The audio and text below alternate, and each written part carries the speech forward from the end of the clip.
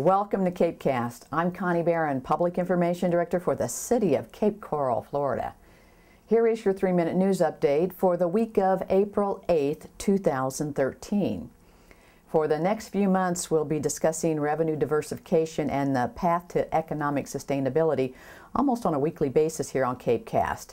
Today, I'd like to talk a little bit more about the public service tax because there seems to be a little confusion about the tax. Now, the public service tax will be applied to electric use only.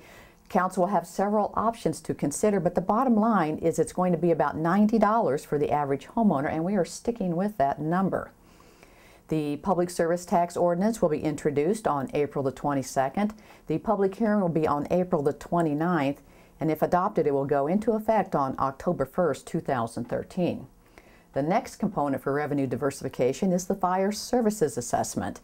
The study is being done to update those numbers, and it should come back sometime in July, so we'll talk about it a little bit more then.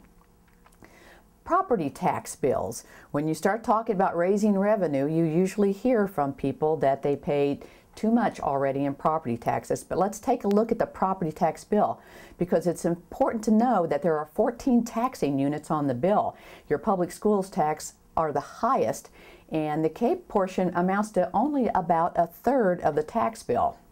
And if you take a look at just a general tax bill, well, people will look at that and they'll say that they pay about $1,156 in taxes. The number to take a look at for Cape Coral, though, is the $274, because that's all that comes to the city. That's important because most of the city, about 78% of the residents in Cape Coral, pay less than $1,000 in taxes to the city of Cape Coral. That's one of the reasons why we need to take a look at revenue diversification.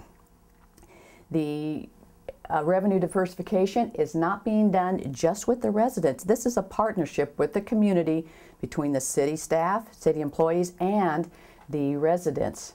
The city staff, the police union, as I mentioned last week, agreed to $73 million in pension reform.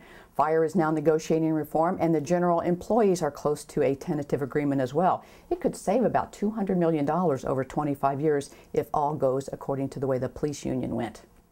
There will be an informational webpage on the city website that will have frequently asked questions and other information as we move along on this path to economic sustainability.